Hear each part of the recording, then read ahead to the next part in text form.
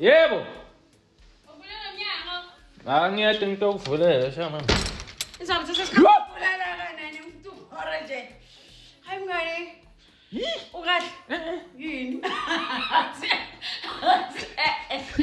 Awusebenzi.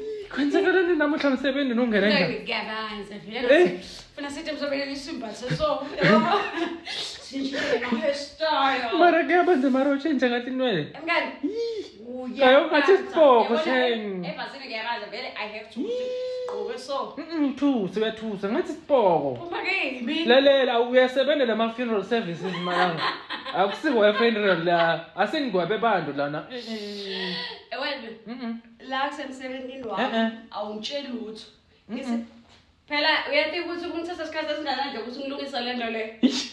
Uyasadla isikhathi? Mina noma mina nginganzaba nawe. Kumba ungibona? Eba bekabaza. Noma ngathi uthathe 2 hours hangcono uleseqale yami. Khipha lokho. Ubelungelu banemona sham guys njani?